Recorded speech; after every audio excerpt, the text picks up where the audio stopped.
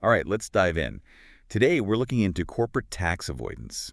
You know how those big companies seem to legally dodge massive tax Well, bills? yeah, it's a bit of a sensitive topic, you could say. Yeah, for sure. For sure. We've got some really interesting articles here. Some on U.S. corporations, some on U.K. companies. Right. And get this, we've even got some thoughts from a tax haven expert, Nicholas Shaxson. Have you heard of him? Yeah, I've come across his work. He's got some interesting perspectives on this whole tax haven thing. For sure. So today, I guess our mission, should we call it a mission, is to really figure out how these companies pull it off, how it affects us regular taxpayers, and we'll even dip our toes into the history of the city of London a little. Sounds like a plan. Buckle up, folks. Right. Let's jump right into it. Okay, so this stat just blew my mind.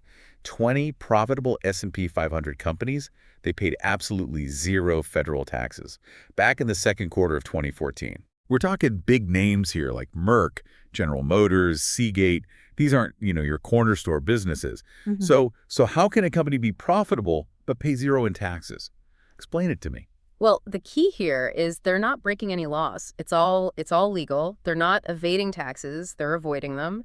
It's all about using clever strategies and finding those loopholes. Right.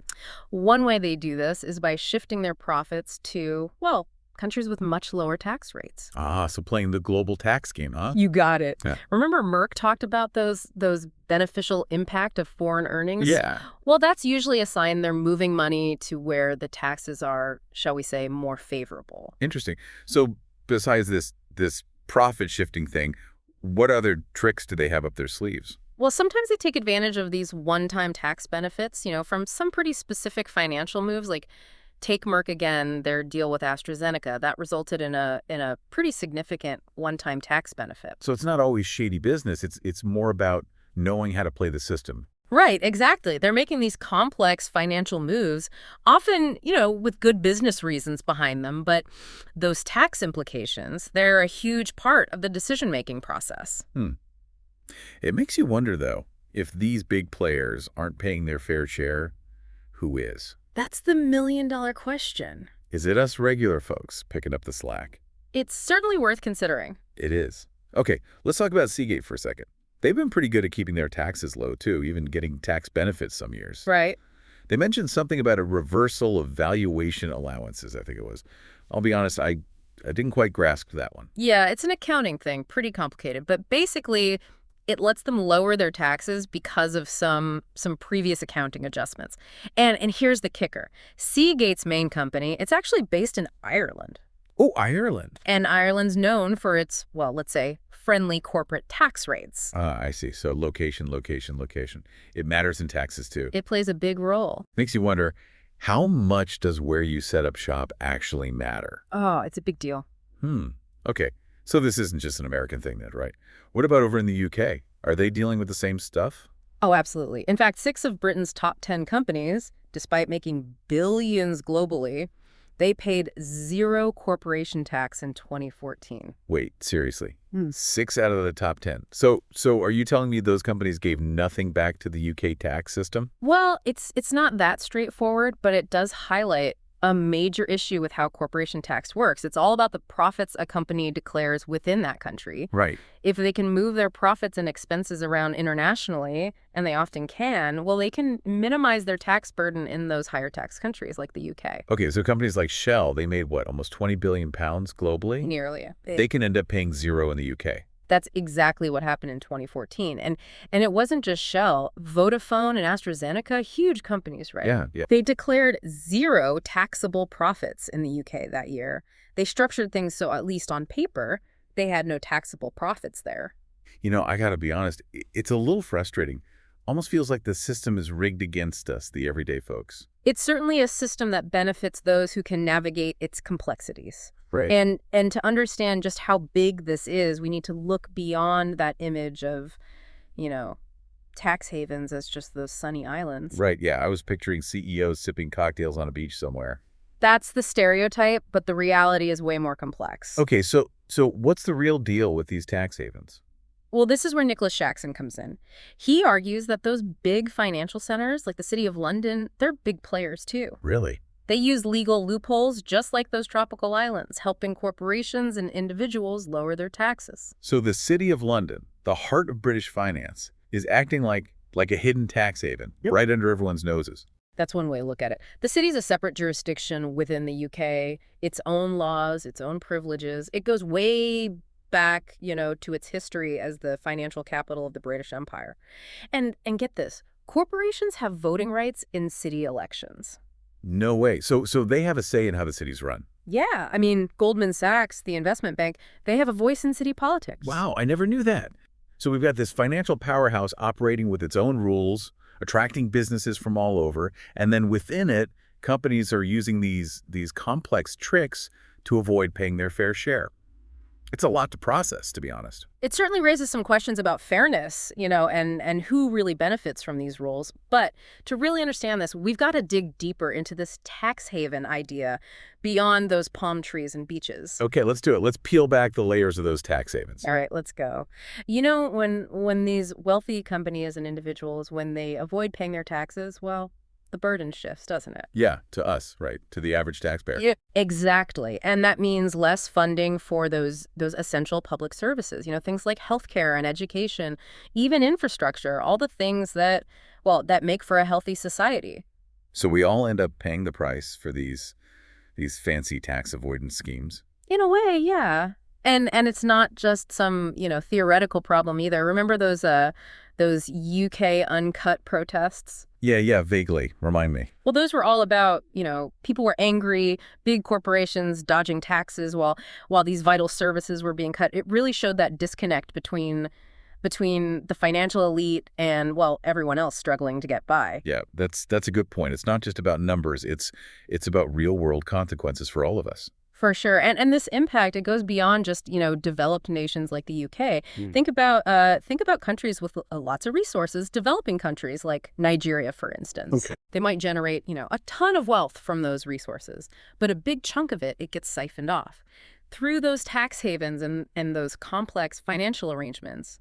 So the people, the citizens, they don't really see the benefits. So even when a country's got valuable stuff, it doesn't necessarily mean the people actually benefit if it's all getting diverted through these tax havens. Sadly, that's often the case. It contributes to this cycle of poverty and inequality, and tax havens, they play a key role in that. Okay, I see. So it's not just about like public services being cut. It's a much bigger issue than that. It really is. What about the economy as a whole? Does this tax avoidance stuff have like wider economic consequences? Oh, absolutely. You get this rise of, what they call economic rent and these property bubbles fueled by what economists call hot money inflows. Okay, break that down for me. Economic rent and hot money inflows, what are we talking about here? Yeah, so instead of that money, being invested in things that create jobs that benefit the economy broadly, it often ends up in more speculative things like real estate. Ah, okay. Which drives up prices,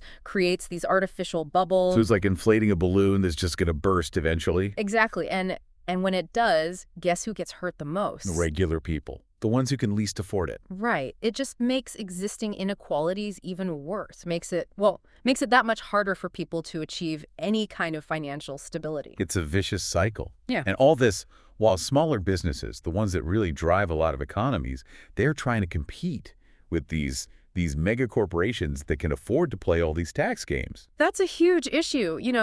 Smaller businesses often don't have the resources or the expertise to deal with these complex international tax laws.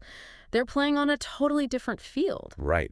It's almost like, if these companies are legally minimizing their taxes, maybe the rules themselves are the problem. That's a big question, isn't it? Some people argue the system's just flawed. It gives corporations too much leeway to shift profits around and avoid paying what they should. They say we need to completely rethink these international tax rules. So a system where companies are taxed based on where they actually make their money, not where they decide to make it appear on paper. Exactly, but that would require, countries working together and a willingness to really challenge these powerful corporations, which, let's be honest, isn't easy. Yeah, these corporations, they have a lot of power and influence. It feels like a David and Goliath kind of situation. It is, but public awareness, activism, those can make a difference. Remember UK Uncut? Yeah, yeah. They brought this whole issue into the spotlight, made politicians pay attention. So you're saying people power can actually change things. Yeah. For sure. When people demand accountability, when they demand transparency, governments have to listen. Mm. The more we understand how the system works, who benefits, the more pressure there'll be for real change. That's pretty empowering. Yeah. So what can we do as individuals to help make the tax system fair? Well, first of all, stay informed, read up on it, follow organizations like the Tax Justice Network, talk about it. The more you understand the complexities of this whole corporate tax avoidance thing, the better you can, advocate for change. Knowledge is power, right? Right. And don't underestimate the power of your own voice. Talk to your friends, your family, share stuff on social media, contact your elected officials, let them know you care about this. The more people speak out, the harder it is for governments to ignore it. So it's about raising awareness, educating ourselves, and making our voices heard. Got it. Exactly. And remember, you've also got power as a consumer. You can choose to support those businesses that are upfront about their tax practices and support those policies that promote responsible corporate behavior. Right.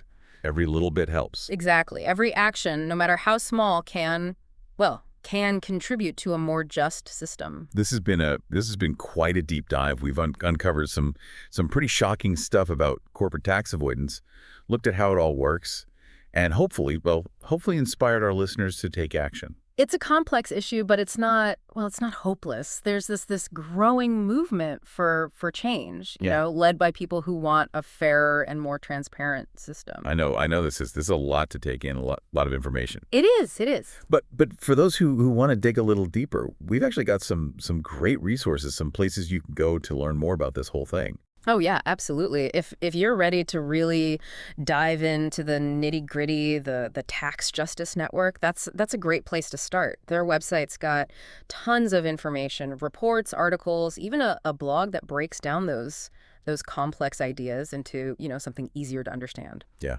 it's a good starting point if you want to really get the full picture of what's going on. For sure. And for a UK-specific view, the Guardian actually did a really good series on the UK's tax gap, the difference between what should be collected and what actually is.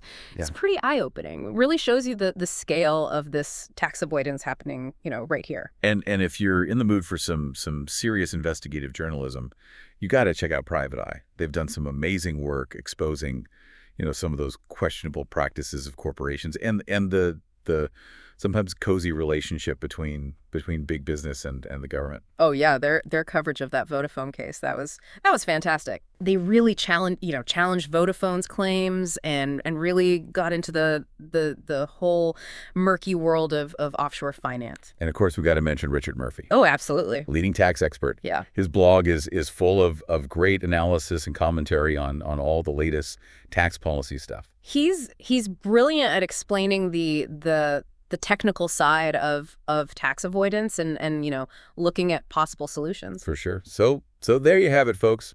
Our deep dive into the often hidden world of corporate tax avoidance. We've uncovered some pretty unsettling stuff, looked at how it all works, and hopefully you feel a little bit empowered to do something about it. Yeah, it's not just about numbers on a spreadsheet. This is about the kind of society we want to live in, one that's built on fairness, on justice, a system where everyone contributes their fair share.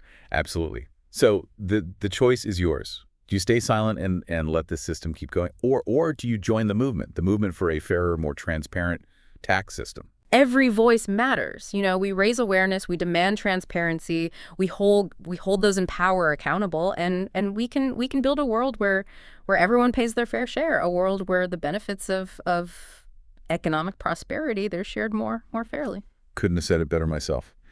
Well, that wraps up this deep dive. We hope you found it informative, maybe a little bit engaging, even a little infuriating. Yes. But go out there, spread the word, and let's work together to build a system that works for everyone, not just a select few.